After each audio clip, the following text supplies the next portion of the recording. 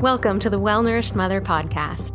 This is a show for women who desire a deeper, more mindful, and meaningful pregnancy, birth, and motherhood experience. In this space, we bring so much reverence to the rite of passage that is the maiden to mother journey. I'm your host, Lauren Fortuna Flock, founder of Nest and Nourish. I'm an ex-nurse turned birth worker, holistic nutritionist, and somatic coaching student with a fiery passion for birth prep and motherhood prep that blends the head and the heart. Join me for inspiring conversations with experts, mothers, and all-around badass wise women, exploring all the ways we can nourish ourselves, body, mind, and heart, in pregnancy, birth, and motherhood. This space will help you cultivate the knowledge, practices, and resources you need to be the most embodied, vibrant, authentic, intuitive, and well-nourished mother you deserve to be. So welcome. Let's do this. Hi, friend. Hi. It's so funny to start these things because we're like slightly talking before we start recording and then like, oh wait, we should hit record. And then it's like we were mid-conversation. So yeah, hello again. We were just saying how there's some pretty intense planetary things happening in the cosmos right now, and we don't really know what's going on.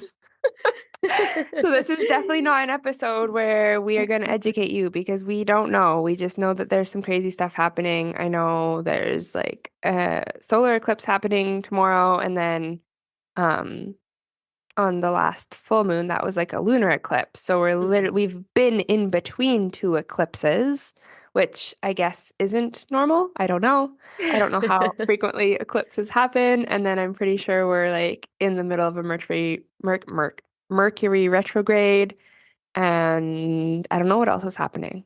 Aries season. I don't know. I think maybe that is like a thing on its own. Yeah. And just another new moon. So here we are on another new moon episode. And even though I still feel really dumb, and anyone who's listening who like actually knows anything about these things are probably just rolling their eyes, but that's okay. What I'm loving the most about this is that it's creating ritual for us. And that's kind of like our biggest goal, really, right? Is to have some kind of ritual. And something to just start like anchoring, anchoring around, the new and the full moon. So we are beginning to do that. And I know for me, like my menstrual cycle, I thought was sort of anchored around the lunar cycle. I thought I was ovulating around the full moon and menstruating on the new moon, and I guess I still technically am, but I got my bleed 2 days earlier this time, so I was expecting it to start Saturday, and I got it on Thursday, which is a weird thing because I've been pretty regular, well, whatever that means. I mean, I shouldn't even say that. I feel like my cycles were like 29 days and then maybe 28, so maybe this time it was 27, so I guess it's not that weird. It just felt weird. So that's so interesting that you say that though, because I noticed that with mine as well. And like I mentioned last time that, you know, I'm on thyroid medication now. So I've been paying more attention because it is going to start to shift my extra long cycles. And I noticed that I'm still on maybe day, let me turn off my notifications. Oh my gosh. Newbie. So I noticed that I ovulated much earlier this month, which was cool because I usually don't ovulate until like day 20, but it was much more around like day 14, 15, which was a brand new thing for me. So that was neat. And then now I'm probably on day like 26, and I've already started my like 5 days prior spotting. Which is okay. So things are definitely earlier this time. Way earlier. And it feels so short. The cycle feels so short to me. It's very weird, but it's neat to see that there are things shifting. And I'm hoping that soon this like week-long spotting thing will get sorted out too, as I continue to support myself, because that's a kind of a pain in the butt and kind of sucks. But because then I just feel like I'm bleeding for weeks at a time. But anyways. Because you literally are. Because I literally am. But it's just been neat to see that there are shifts happening. Something I've really been kind of playing with in my mind, untangling, exploring is obviously like you and I are both really kind of sitting with these things, right? We're really sitting with like, hey, how is our energy shifting during the different phases of our cycle? How is our energy shifting during the different phases of like the lunar cycle. How is our energy shifting with whatever it is that we're kind of in the middle of going down a rabbit hole of. And I know for me, this kind of comes in waves and seasons. Like I'll have just like this hit or this urge to go down a deep dive of like human design and like explore the layers of that at a deeper level. And like that comes in waves. And then same with like astrology, like that will just come in waves where I have this urge to kind of uncover more and understand it at a deeper level. And then it's almost like I plateau in the sense of educating myself. And I feel like that is this beautiful, just natural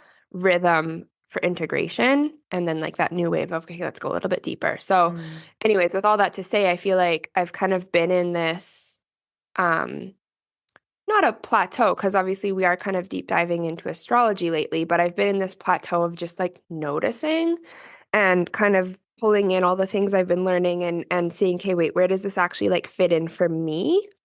And it can be so easy to start almost outsourcing our power really to these things if we aren't careful. So I kind of teetered into that a little bit earlier this week. I'm like, oh, okay, like I'm feeling the intensity. And so I totally just said, yeah, of course I am because of all the astrology shit that's happening. And of course I am because it's like cycle day 1, cycle day 2, whatever day it was. And then I realized, wait a minute, those are just like bits and bobs. Those are just like, sure, they might be like extra weights and extra like external pressures that are impacting my energy, but there's still like me at the core of it. And I still have autonomy and like radical responsibility and sovereignty to like make my own decisions and potentially pull myself out of it if I want to. I don't need to like be a victim to these things.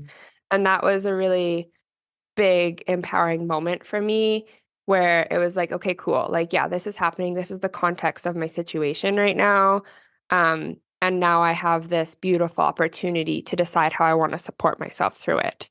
Not necessarily fix it, not necessarily like make the pressures go away, because that's the thing. We don't have control over like what's happening in the sky. We don't have control over some of the like oppressive systems happening outside of us, right? Like all we have control over is how we're responding to things.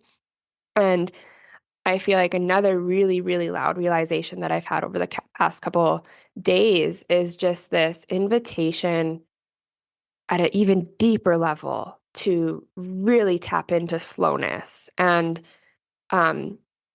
really deciding to like unsubscribe from urgency. And so when I'm noticing urgency creep in, really noticing that it's not mine, it's coming from something outside of me, and digging deep into the inner knowing that like it's safe to go slow, and recognizing that I feel like I'm kind of going all over the place here, but there's been some really big aha moments for me where I feel like I've been in seasons of my life where I've been on these pendulum swings of, okay, like I don't want to be a part of this anymore. I'm going over here. Or like once you see stuff, you can't unsee it. So then you kind of like swing to the radical side of the other thing. And that in itself is like turning on a fight or flight response for our nervous system. Because now we're like fighting or fleeing from the thing that we are wanting to be against. And again, it's just this really, really loud invitation to slow down and like slow down that pendulum swing. And if we're constantly doing that harsh, I'm using my hands, but if we're constantly literally like doing that harsh swing, like Miley Cyrus on a wrecking ball, like that is not supportive to our nervous systems at all. And again, if I kind of zoom out and just look back on like the past 2-3 years of my life, there's been a lot of harsh swinging. So yeah, just kind of seeing that as like, oh, holy cow, like this makes perfect sense for some of the burnout I think I'm starting to feel. And also this massive permission slip of like, this burnout isn't something that I need to shame myself for. It's not because like I didn't take care of myself. It's not because I did too much. It's because there's been all these other external factors. And like, I mean, that's just a teeny tiny piece of the pie, of course, but there's been all these tiny factors that are impacting and like leading to that. And again, now it's this beautiful invitation of how do I want to actually respond instead of react? And how do I want to support myself and my body instead of just being so quick to like fix it or suppress it or make it all go away? So all this to say, like, I feel like I'm just really, really finally, and I feel like I've been verbalizing this and intellectualizing it, but now I'm finally somatically experiencing what it actually feels like to slow down and what it actually feels like to, just kind of like be with instead of constantly trying to fix things. Self-acceptance, I guess. Yeah. Celebrating that, because it's so easy to just like say it over and over again and think that you believe it and intellectualize it. And yeah, that having that aha moment where you literally feel it in your body and it's so powerful. Like it's such a different experience.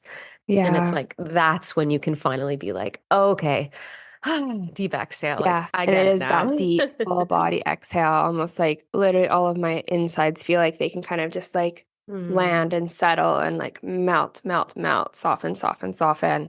And it's interesting because again, I can so quickly go back into my mind and kind of like play back the tape and like, okay, well, what are all the things I was doing? Or like, why didn't that work? Or like, I thought I was doing the thing. And then like, again, going down that shame spiral of like, why didn't it work? Or judging myself and thinking I need to do something better.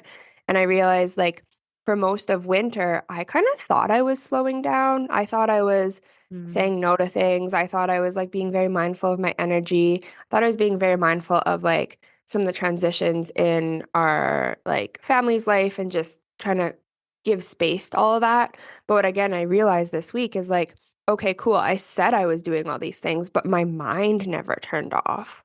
Like I thought I was slowing down. I thought I was quote unquote like resting, but my mind never got a break. So trying to figure out how to actually soften into that and give my mind a break. Yeah. Yeah. And it just like this past week, I've been really sick. So it was like a forced rest. And I did, I rested. That's all I could do. I was so exhausted. Zoe and I had some really big TV days. Like there was just no energy for anything else. I just kind of plopped us both down in front of a movie all day. And yeah, that was it. So it was like a really beautiful rest for body, mind, all of it. But it's funny, like even these last couple days where I've started to feel a little bit better, there was already this like, okay, like, where's my motivation now? Like I've dropped the ball. I've let everything go. I'm behind. Yeah, got to And catch up. And that urgency sneaks right back in. Yeah. But I was able to kind of like, you know, reel it in a little bit and my cat is trying to attack I know, me. I was watching. It's She's feeling the spring energy too. She's just wild. She like knocked like over my lurking from laptop behind. yesterday. She knocked over a plant. Yeah. Anyways, I'm talking to Nicole, Bubba. Zoe's asking who I'm talking to. Hi, Zoe. Anyways, what was I saying? But yeah, so this low energy, wondering where my motivation went. And then finally today and yesterday, it's back and my creativity is back and my like desire to kind of pick up the projects I just dropped, a couple weeks ago. And it's fine. It's all okay. But it's interesting now to see, now that I'm nearing my menstrual phase, and there's this part of me that's like, oh, I should be slowing down again, though, because I'm going into this menstrual phase, but I'm not. I'm doing the opposite. And it's like, kind of like what you said, you can start to cling to these external systems because they give meaning. But if you're latching onto them and not actually paying attention to what's going on in your actual body, then you're missing the point entirely. So what I'm doing is just tuning into my body. I've been resting for the last 2 weeks. I have the energy, I have the motivation and the creativity. So I'm going to follow my body's lead. And if that means I have a very creative menstrual phase where I'm doing more than I usually would, then that's okay. Right. Yeah. Kind of like you said, it's so easy to latch onto these things, but remembering that the real point is to know yourself better. And sure, these external things kind of help you create meaning and help make meaning. But yeah, it's always going back to what's actually happening in your own system, in your own body, with your own energy, and not letting these things kind of pave the way entirely for you. Yeah. And I think it's also like giving space for the multi-dimensionality of it all, right? Like our menstrual cycle is just one teeny tiny piece of the puzzle, right? And it's it's just really, really fascinating when you're at a place when you can kind of zoom out and start to see the whole context from like a wider angle and just kind of become like that radical witness to what's going on in your own inner world, as opposed to really attaching to the stories that are happening. You kind of reminded me of something just around like cycle syncing. I feel like when I got my period back postpartum, I was like determined to cycle sync. I'm like, I'm going to do this. Like, I've never had this opportunity. I've always been on hormonal birth control, or I had an IUD. So I was really excited to just kind of, again, it was another deep dive, right? And I just kind of explained that this is my pattern, is I do these deep dives and then I kind of plateau in the sense, but really that plateau is this beautiful time for integration. And anyways, in my deep dive of cycle syncing, I totally went down several cycles of constantly shitting on myself. And like you just said, like, oh, I'm about to start bleeding, so I should be resting. I should be doing less. I should be I shouldn't be recording a podcast. I shouldn't be doing an Instagram live. And then like in contrast, like during ovulation, I should be showing my face more. I should be blah, blah, blah, blah, blah. And I caught myself doing it. I'm like, wait a minute, this is like the complete opposite of why I wanted to like cycle sync in the first place. So it was this very loud example of like not attaching to some of these like outside systems, outside frameworks that really are beautiful tools to help us explore our own inner world. But there's, just that very fine line of not completely outsourcing and not completely giving our power away to those things, and instead really coming back to self and tuning into what's actually going on inside of me and trusting that.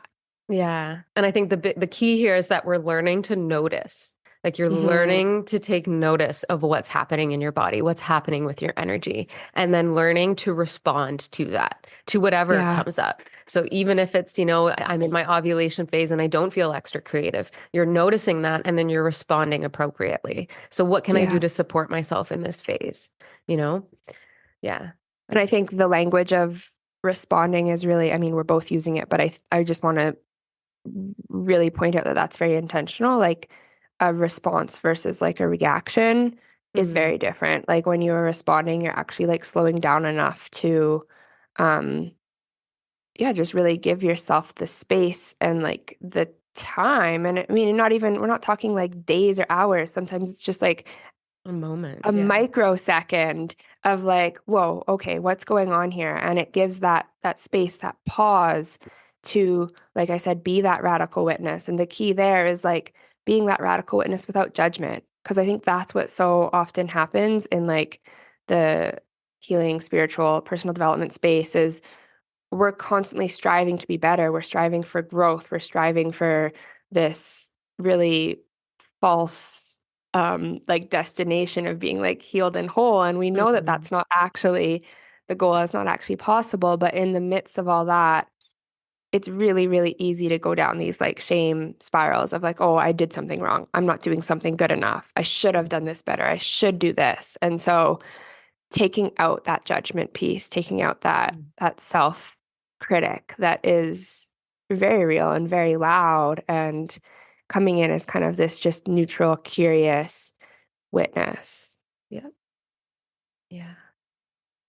And I'm celebrating both of us because I think we've both been modeling that for quite a bit of time now. A long way with that. Yeah. I feel like if we were having this conversation even a year ago, it would have been a lot different. And it's exciting because it means that I feel like the things we are noticing, we are seeing ourselves at like a deeper level than we could have when we weren't taking that radical witness without judgment, only curiosity. Like when we weren't actually stepping into that place, we are basically limiting ourselves and like putting up so many almost guards to like create our own blind spots, right? We're almost putting our own blinders on.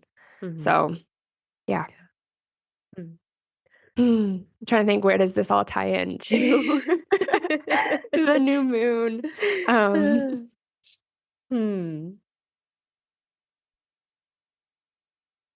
just going to pull up something that I don't remember if I actually sent it to you on Instagram. I shared it to my stories. We're recording this on a Sunday, by the way, for anyone that is listening, and I think we'll release it first thing Monday. So, yeah, we're recording this technically the day before the new moon, the day before the solar eclipse, but something I was reading was, oh yeah, I did send it to you.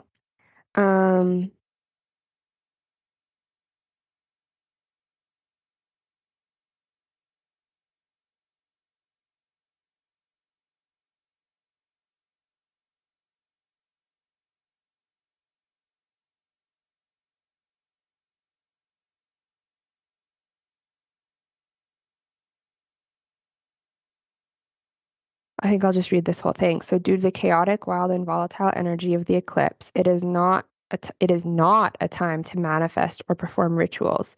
It is a time for deep introspection, observation, forgiveness, healing, and rest. Do not force or try to harness this wild energy. Allow it to flow and guide you into a state of surrender. Do whatever feels right for you or hold yourself. Sorry, do whatever feels right for you to hold yourself through this intense energetic shift and cosmic reset. Embrace whatever change comes your way. And remember, life is all its mess and redirection. Life in all its mess and redirection is beautiful, inspired, and magical. You hold the power to your destiny, but for one door to open, another must close. Trust the path that is being cleared and illuminated for you, in that it's creating space to allow you to reinvent yourself and step into this new era of independence, individuality, leadership, confidence, courage, liberation, self-expression, and self-empowerment. I love that. And I feel like that's kind of like what we've been talking about. Oh, and I was going to say, like, I feel like that's like exactly what I'm feeling. Like, I'm not feeling any urges to necessarily make big decisions or make big changes or even set intentions. I'm feeling this very loud urge to just like be in it, like to just feel it and to support my body to rest and like actually land and settle and melt and soften.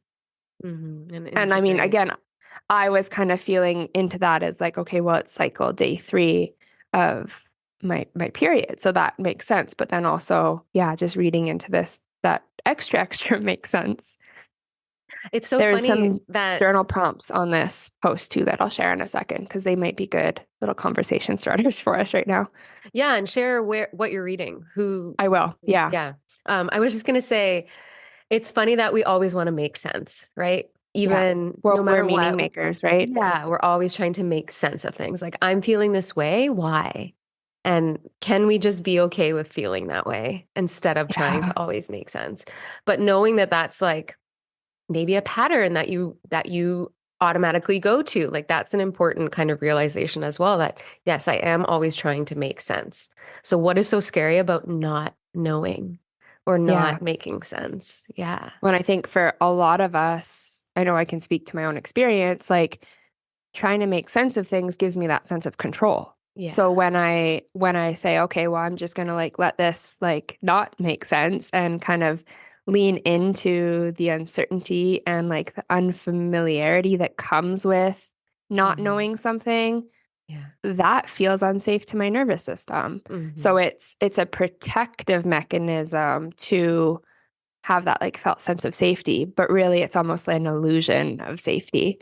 Yeah. And that lack of control and the sensation in your body that comes up when you don't have that control, how can we kind of play with that and learn to let it kind of slowly start to feel a little bit safer and okay. And that is totally something that, I'm the same way. I like to have that perceived sense of control in all, in any way that I can. But I've started noticing that and noticing how it feels. somatically when I'm experiencing that? And can I play with those sensations? Can I learn to be a little bit more comfortable in that space, like tiny little sips at a time? Yeah. Yeah, I was going to say we talk about titration a lot, and that's exactly like the tiny little sips, like not making this giant change, because that's, excuse me, that's unfamiliar to our nervous systems too. And so our nervous system is going to have like red flag, this is dangerous, this is dangerous, this is a threat. And so, yeah, it's that little baby steps, little sips, little titrations of just playing in different directions. And that's how we begin to expand like that window of tolerance for whatever discomfort we're playing around in. Anyway, so this post I've been referring to is from an Instagram account called Saucy Moo. I recently started following her. She seems to do kind of these summaries at each new moon and full moon. So obviously that is fitting well with what you and I are doing. And anyway, so she gave these journal prompts with the new moon for this month. And so the first one is, do you have the courage to take a leap of faith to move into a new cycle? Or will you choose to stay in your comfort zone in the illusion of safety? Hilarious that we literally just talked about that. And I think like that totally gives language to what we're just saying, right? Is like that's our comfort zone. So if you aren't stepping into that like radical witness seat and you're just kind of moving through life on autopilot, that's when you do get stuck in your comfort zone because you don't even realize that you're in it. It's just like you're just going through the motions. And that's usually a very comfortable place to be in. And it's uncomfortable to really break through those edges. And again, this is kind of something that I've been sitting with is, okay, cool. I can kind of see where my edges are in like certain aspects of my life, but life is so, what's what I'm looking for? Like, there's just so many parts to our life that like, just because I'm kind of ready to like expand an edge in one realm, it doesn't mean I actually have the capacity to support myself to do that if I'm almost like undernourished in other spots of my life. Does that make sense? Yeah. I'm trying to think of an example. Like, okay, here's an example. Like if I want to actually like kind of make a biggish, scary move in my business and kind of take a leap and like meet and expand that edge, and I kind of feel like I'm ready to do it in terms of like my mindset. And I think this is part of it is like our mind often wants to lead, and sometimes like our bodies for sure crave that slowness. So our minds are trying to move faster than our body. And if our body isn't ready yet, there's going to be that resistance, but I'm almost hesitant to use that word because I often see resistance as this beautiful invitation that you've met an edge. So I don't even want to use that word in this context. I feel like when you're meeting kind of like just like stickiness and maybe some of Friction. Friction's a good word of like, okay, wait, maybe it's not actually time yet. Maybe like other parts of me need more support. Maybe I need to resource myself in other areas. So yeah, coming back to like the example of if I want to actually do something a little bit scarier in my business, if I'm not feeling supported in like my mothering or in my marriage or even in like my finances and in my health, like if I'm not sleeping well, if I'm not eating well, then that's very likely going to cause what I feel like the coaching space would deem as like self-sabotage. Like if I actually went for that leap, I would potentially quote unquote fail because the other aspects of my life weren't able to hold it. I don't even know if that makes sense. I'm reading a book right now called The Big Leap by Gay Hendricks. I feel like it's one of those books that like I wish I read like years ago, and I'll probably like read it again because it talks about this. It talks about how we all have like these upper limits and how I think he breaks it down to what is it? Love, creativity, and well-being or something. Those are like the three kind of big pillars of life. And so if we're kind of meeting an edge in one area, we're very likely, if we're not supporting ourselves in the way we need to, going to basically sabotage it. And something in the other areas are going to quote unquote like break or fall apart to bring us back down to equilibrium. Yeah. So yeah, it just gets, I think what I'm trying to say here is how interconnected all bits of our life are. And so like, it's just really important to be tending to our own health and our own well-being and our sleep and our nutrition and our relationships and our relationship to creation and our relationship to finances and like all of the things that are impacting our like thought spirals and our nervous systems, which is literally everything. Yeah, so much interwoven together. Yeah, so that was the first journal prompt is, do you have the courage to take that leap of faith, or are you going to choose to stay in your comfort zone and the illusion of safety? Do you have any reflections to make on that? That's a very big question. Yeah, yeah.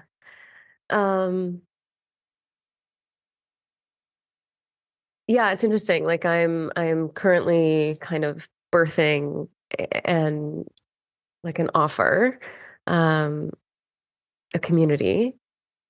And I think that kind of is where I'm at right now. I'm like mentally, I'm ready. I want to do it, but my body hasn't really kind of caught up yet. I've also had, I've been sick, so it's kind of been on pause for a little bit. And there's, of course, lots of other like pieces that all have to kind of align and um but yeah, that's kind of what I'm feeling into right now. It's like it is a big step for me. It is a big leap for me. And how can I kind of resource myself so that when I do launch it, I have that courage to even do it, to put myself out there, to create this thing and let it kind of be co-created with whoever wants to join in with me. So yeah, I'm feeling into that a lot right now. And fully aware that there's no real like wrong answer either. Like if I want to stay in my comfort zone right now, that is okay. Like there's no shame here. There's no like, I'm not on anybody else's timeline. This is my timeline. I was just about to say, yeah, the timeline aspect, like that comfort zone and like that expanding our edge doesn't always have to be this overnight leap. No.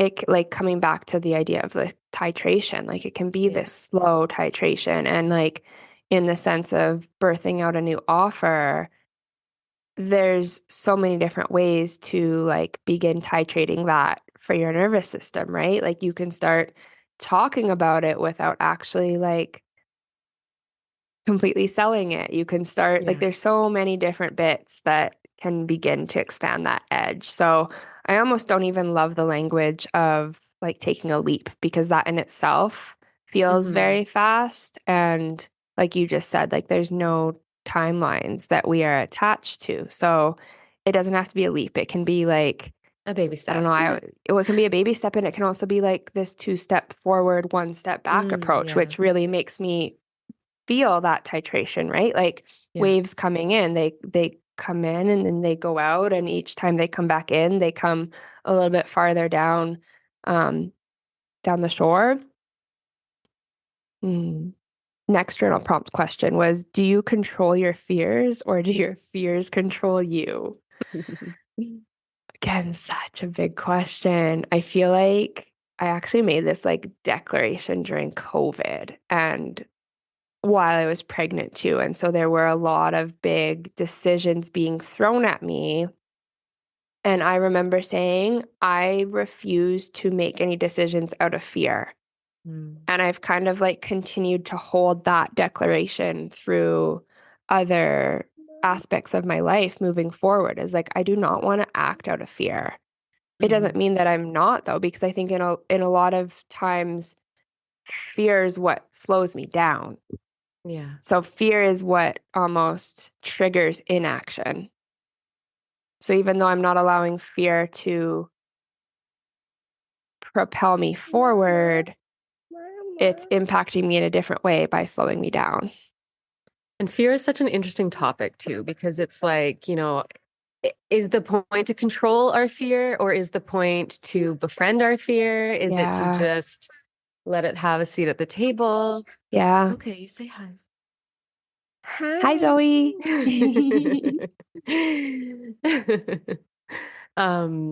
Yeah, fear is really interesting. And yeah, I can kind of relate to like fear helps me slow down. Fear helps me take a pause, take a breath.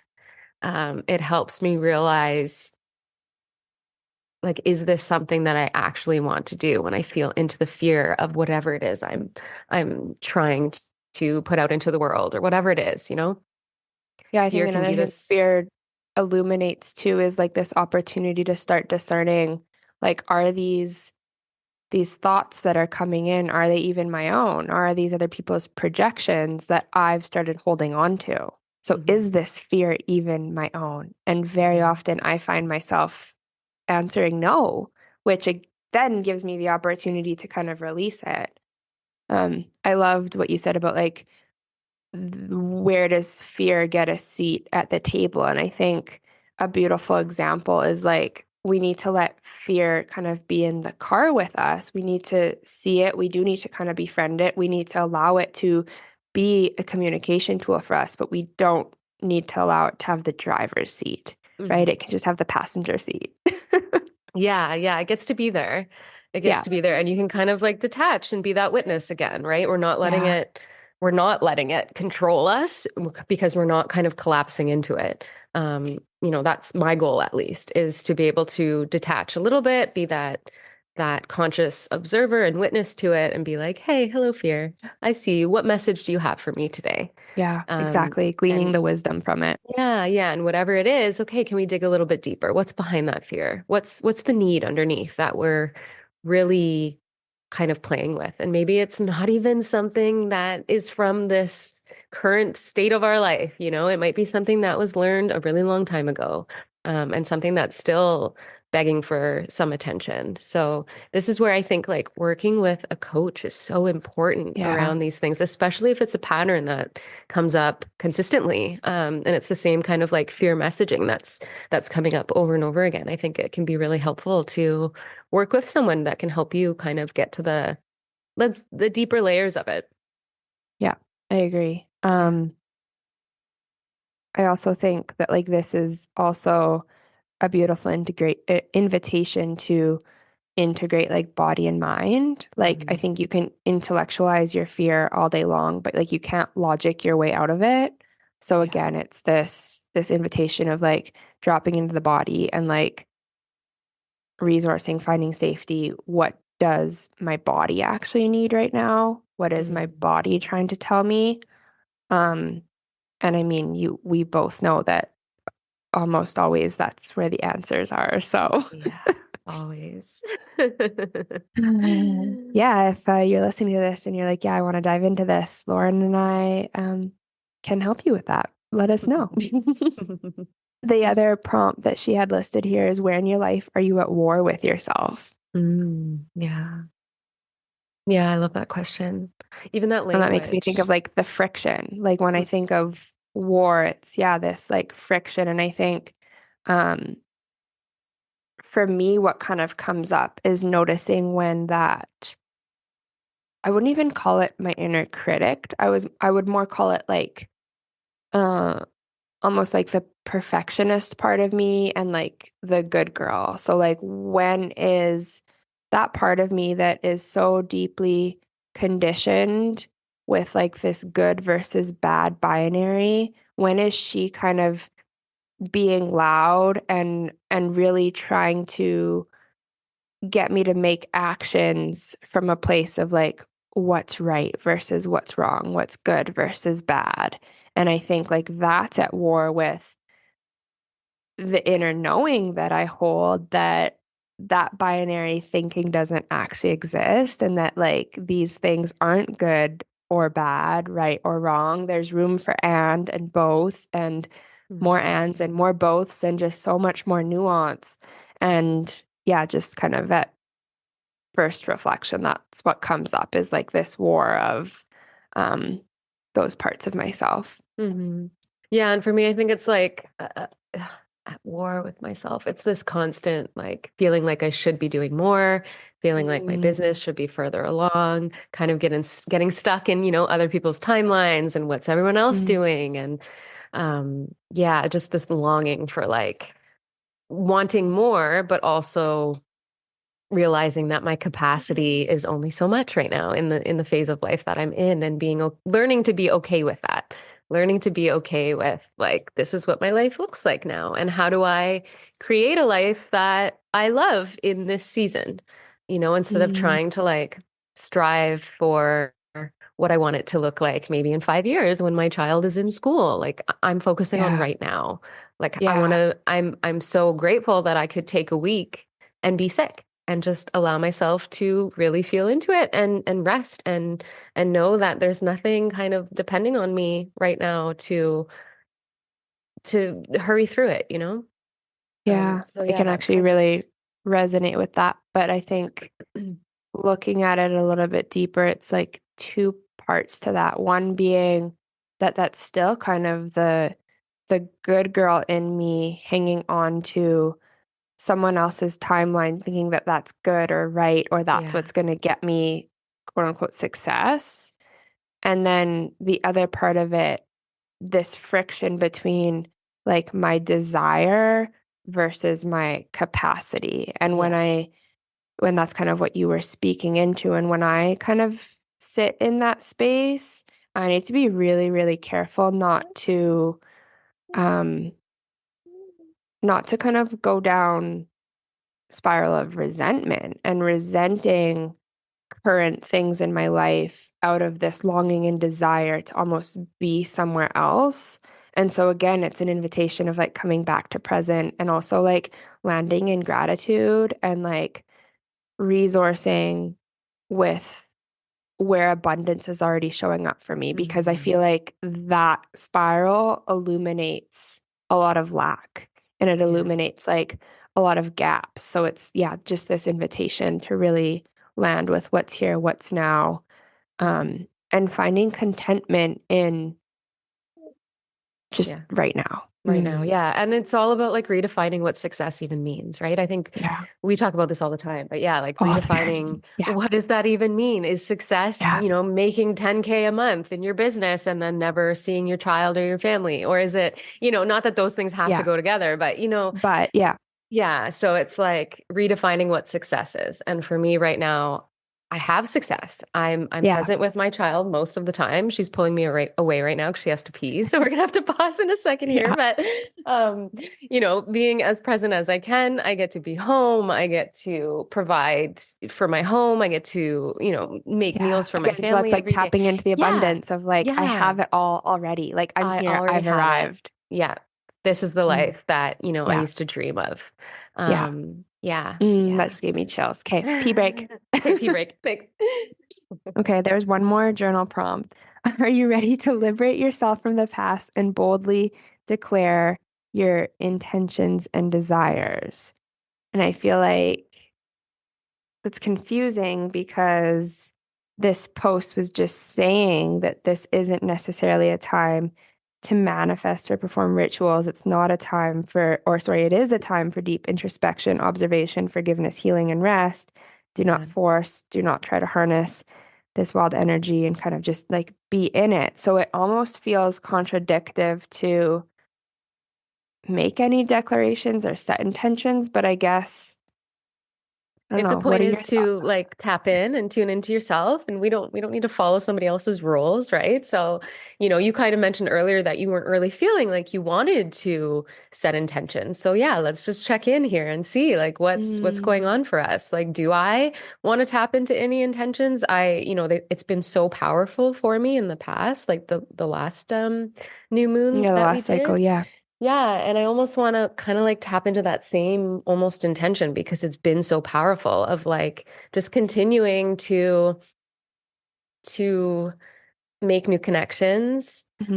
Collaboration is something that is really on my heart right now. I think it's almost what's maybe missing from this offer that I'm trying to create. I'm really longing for collaboration. And I think because it's going to give me more freedom as a mother, for my own capacity right now. And I think that's one of the fears that's kind of holding me back is like my ability to be consistent with this. So that's kind of what I'm putting out into the universe. I'm seeking a collaborator or two for this project that that I'm birthing right now. And so, yeah, collaboration, new connections. Yeah. Yeah, I think that's the big one for me.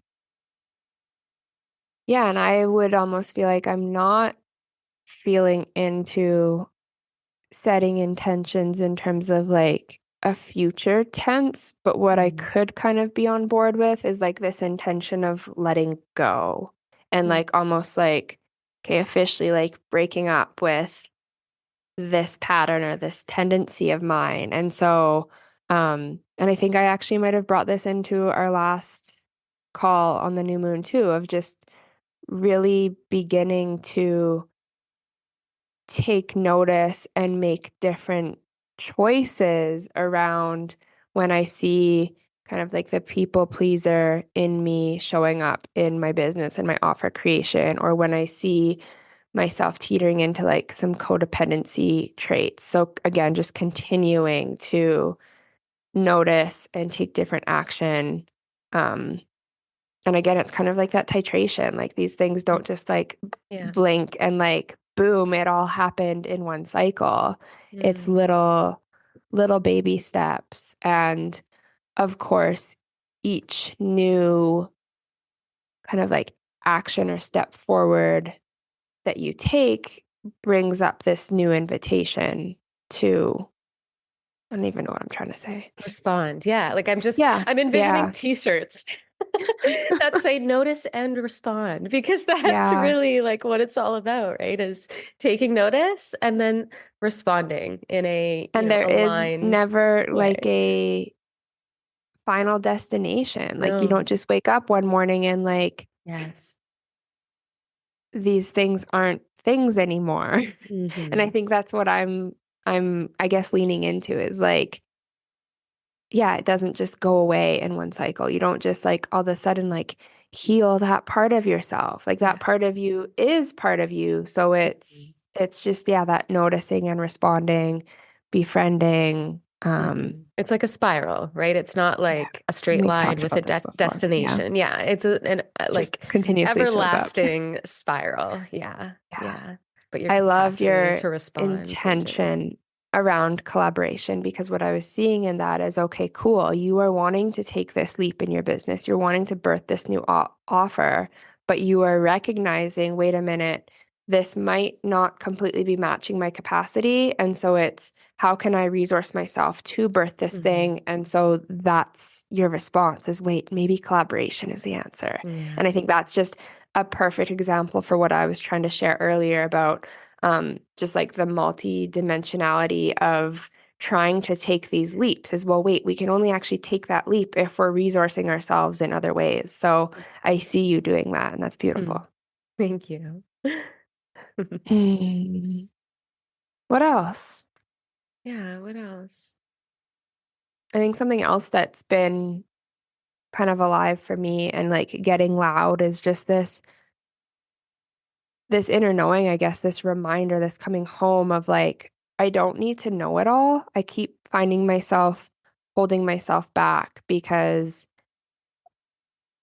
I feel like I'm not quite the expert in something, or I know that like other people have more experience in that thing than me. And I mean, you could call this imposter syndrome if you want, but for me, it's also just this reminder that like there's value in me showing up as I'm in the messy middle. There's value in me showing up as I'm taking these like perfectly imperfect, wobbly baby steps, because I think that's one of the missing pieces in like the online coaching space right now is we just get to see everyone's like before and after. We're not seeing like the middle transformate, like we're not seeing how things are actually happening. And so I guess there's this urge inside of me to kind of step back. I feel like I was doing this for a long time, and then something kind of pulled me out of it. And so I'm feeling that urge to like, I can be that person again. Like I can be that vulnerable, authentic, messy version of me. It's safe to show up in that way. And again, just this loud knowing that like we need more of that in the world, because it gives permission for others to do the same. And it helps kind of I don't want to use the word heal or break free, but like to work through this perfectionism and this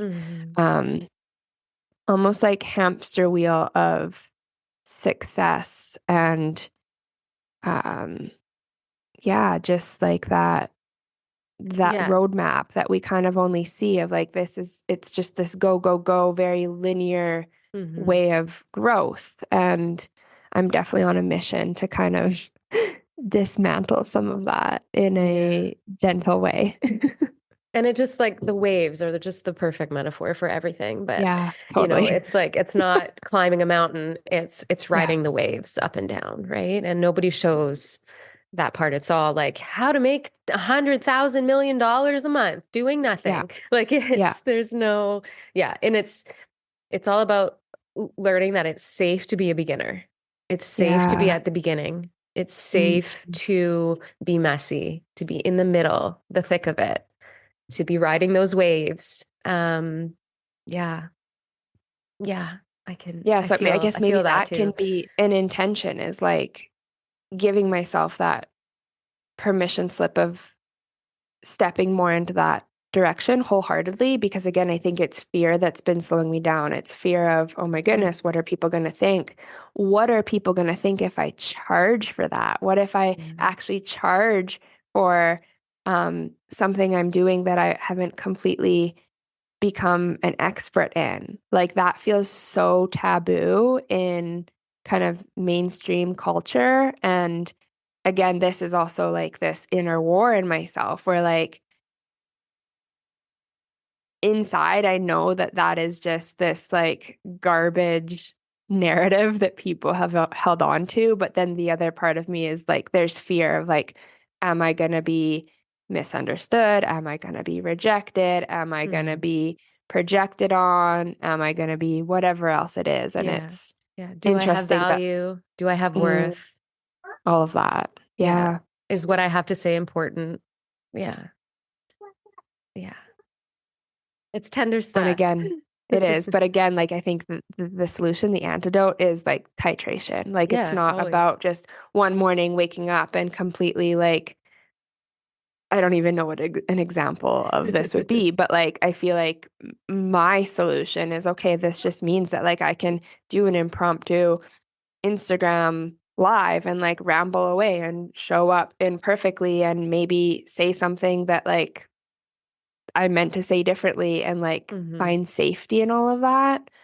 And maybe it's also like, okay, I can share little bits of my life that I'm feeling called to share without allowing the fear of, oh my gosh, what are people going to think, to like hold me back. Yeah. Or I can continue to like talk about an offer, talk about my mentorship packages, and still kind of show the messiness of my own like untangling of marketing and launch strategy. Like I don't need to be an expert at all of it. And I think this also kind of shines light on this like upward spiral that we keep talking about, because I think it shows up in like business creation too. Like I don't know that we're ever an expert. Like I don't think you'll ever completely nail down your marketing strategy or your launch strategy, because each time you're birthing something new, there's like a new level to it. And so you're a beginner all over again, but it's like higher up in the spiral. Yeah. I love that visual. And I feel like I'm experiencing that. Like I feel like I keep, and actually I'm actually like just hearing so much truth in my own voice right now. So I'm going to keep going. When I look back at like last year when I launched Recalibrate and feeling like such a beginner in that, and actually having so much kind of innocent energy behind it of like, I totally don't know what I'm doing and that's okay. Like it felt so safe to do that because nobody was expecting me to know what I was doing. Yeah. But now because I've done it before, and now because I have the evidence that one, I can do it, and two, it was quote unquote successful, there's like that pressure of like needing to either do it again or do it better. And so, yeah, this is just that permission slip of, no, this is like a new level. And yes, it's like a year ago. So I'm a different person. I have more wisdom to share. So like, yeah, it's all going to be different, but it doesn't need to be this very linear upwards trajectory. Like I get to be a beginner and a novice and go through the messy middle all over again because this is like a whole new arena. Yeah. You get to play. Mm-hmm. Mm-hmm. Yeah. I'm distracted now because Zoe is like, she's had enough.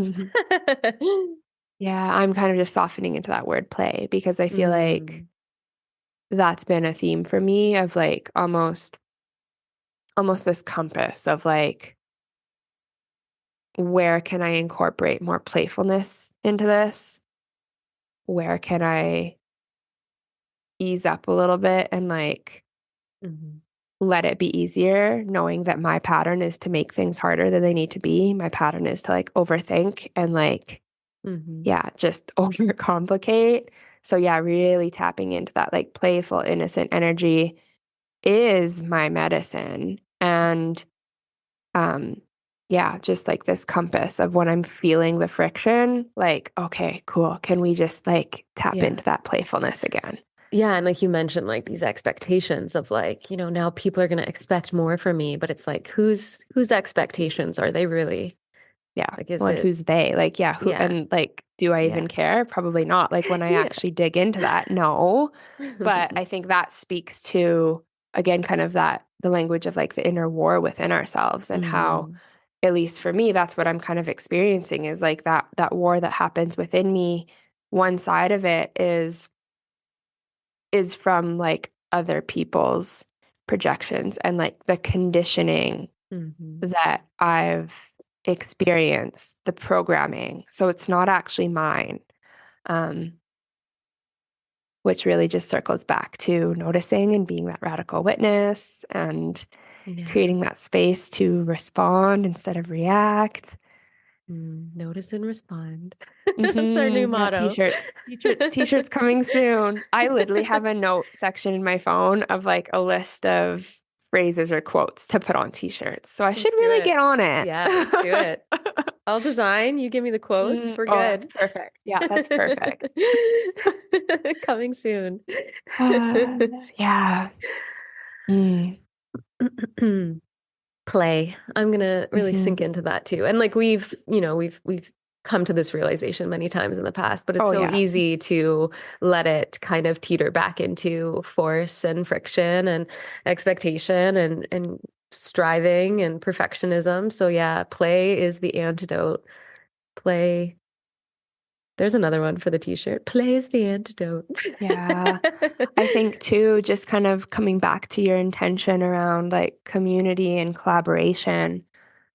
And you've heard me say this a billion times, like connection over performance. And I think that really hones in on some of what we're trying to say here is like beginning to notice when you're teetering into kind of that more performative, wanting to prove, wanting to meet other people's expectations versus actually just wanting to be a human engaging with other humans and like how much more fun does that sound? Like when we allow connection to be the goal and when we allow like I just want to be a human, not a robot, like that just gives so much softness and space for exhale in my body. Yeah, when it's relationship, when we're focused on creating relationships. Yeah. And this could go and then when you kind of intertwine that with play. So like there's actually safety to play when your intention is connection, not performance. Think about like, I know growing up, like I did piano and I did ballet and I did horseback riding, all of those things. I had so much fun until there was a competition and then I didn't want to do it anymore. And it wasn't because I wasn't good or bad. It was that it took the fun out of it because then all of a sudden it was performative. That's so fascinating. And for me, like I was a competitive dancer, I was a competitive soccer player. And for me, it's interesting to see how like where my perfectionism stems from. It's that. It's performing. It's being graded on my performance, especially, you know, in a dance competition. Like, what's my score? Did I do well enough to move to the next phase? It's really interesting to look back on those things and how they've shaped how I show up in the world now. Yeah. That has me just thinking about, again, kind of like in the business space, how we're showing up and how we are grading ourselves, and how kind of like the mainstream coaching space is potentially grading you on things like metrics and like conversion rates and revenue and profit and Instagram growth. And again, it's all just like this very linear, very quantitative view on everything. And it's so performative when, again, what if the grading is on connection? What if it's on like how you make people feel and how you feel after you show up to how you feel. Your like active service, like whatever it is you are putting out in the world. How does it make you feel? Do you feel energized or do you feel completely like depleted and you need to go, like whatever it is, like what if those were actually our measures to success and it's being embodiment, on the quote unquote right path. Embodiment over performance. And like I even think about how, like as a teen, as a young adult, I didn't know how to dance like out at a show. Like I didn't know how to dance freely and be in my body because it was all so performative and choreographed my whole life, right? So even just learning how to be in my body, how to and that kind of ties into what you said. Like, how do you feel after it? Are you performing or are you enjoying what you're doing? Are you in the moment? Are you in your body? Are you, I think that's a really big shift. And such a, like that example is so perfect for me because it was such a struggle. Like I couldn't get out of my head and be like, well, what's the next move I should do? Instead of being able to just be present and listen to the music and feel the beat and move my body to respond to that. Notice and respond. Well, and just to kind of over explain this noticing and how like you can kind of bring that piece of your history into light right now, but you're not coming at it from a place of judgment or shame. You're not coming at it of like, I can't believe my parents made me do competitive dance. Like, look what it made me do. Or it's like, I should never have like treated my body that way. Or like, it's none of that. It's just this noticing, which gives you space for like compassion and that pause for like, hey, how am I actually going to respond now that I kind of have this piece of evidence? It gives you that meaning, I guess, behind like why you are showing up the way you show up now. So it's okay, cool. This is like a really valuable piece of evidence, and it's not something that we need to change or suppress or ignore. It's like valuable information and like a worthy part of the puzzle in how you want to move forward. It's like, it's curiosity, right? It's looking at things with curiosity. It's curious noticing and then noticing patterns. And it's not even that you have to change those patterns, but it's like, oh, there's a pattern. Cool. And then how do I want to respond to that pattern? Do I want to stay the same? Do I want to try to play with it and switch things up a bit? Do I want to find something that works a little better for me now where I'm at right now? Maybe. Yeah. Curiosity. I just love that word so much because it does take out like the shame and guilt and judgment, criticism. Yeah. And again, so in this book I'm reading, The Big Leap, he talks about, I don't know how many of them are on the list, but kind of the things that can pull you out of taking a big leap that would kind of like sabotage that leap. And so one of those things is criticism. So, I mean, that could be towards others or towards yourself. One of the other things is worry. So, I mean, I'm totally notorious for this, of being a worrier, and really just this, again, invitation of like, there's no need to worry over things that aren't in your control. Like it's literally a waste of energy. It's an energy depleter. And it's also an opportunity to kind of illuminate where those fears are, because worry is kind of the symptom of fear in a way. And then what are some of the things on the list? Yeah, criticism, worry. Those were the two ones that seemed resonant for me that I'm kind of becoming more aware on. Yeah, anyways, I'm only like kind of halfway into the book, but it's a good book. Yeah, it sounds really interesting. There's something else I was going to say. I lost it though. That's fine. We went in a lot of places as always. I love it. I love our ability to do that. Pull threads and see where it takes us. And I love that we can keep up with each other. That's probably my musings and magic. Yeah. One of my favorite things about chatting with you is I can just, whatever direction you go, I can follow. You're there with direction. me. Yeah, I go. You can follow. We just kind of go with the flow. I love it so much. Oh, I feel bad for our listeners. I'm so sorry if you are not able to follow us. I feel like it's like this really beautiful zigzag, but I swear at the end it probably paints this really beautiful picture. I think so. Oh, too funny. Yeah. Okay. Are you feeling complete, or is there anything else coming up? I'm feeling pretty good with that. Yeah. Hi, Aubrey. Well, we're not going to have milkies right now. Do you want to say hi to Lauren? Okay. Zoe, do you want to say hi to Aubrey?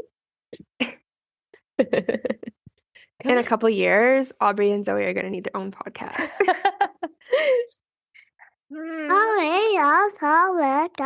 you say hi, Zoe? Hi, Zoe. Hi. Can you hear it? Oh, I think we both have headphones in, so they can't hear each other. Hi. Hi, Zoe. Hi, Abby. Hi, Zoe. I'm totally not editing this out. Hi, This is too cute. Hi, Zoe. I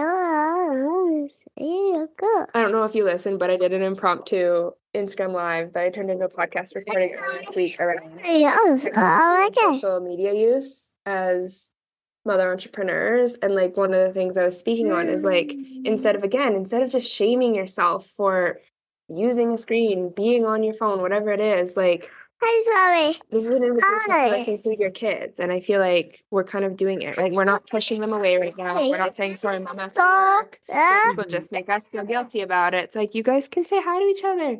Yeah. Like, we're mothers first. Like, it's okay. Yeah. We're mothers and. Yeah, it's the both and. Yeah. Hi, Zoe. But I also think it's like, for me, just recognizing that like it's 2024 and like technology isn't going away. So like this restrictive approach and like trying to shelter my child from it doesn't feel supportive to me or her. Instead, I'd rather kind of model to her how to use screens, technology, social media, whatever it is, with intention. Yeah, that's the key, with intention. Okay. Goodbye. All right, thanks, friend. See you guys later. Bye. Bye, Zoe. Bye.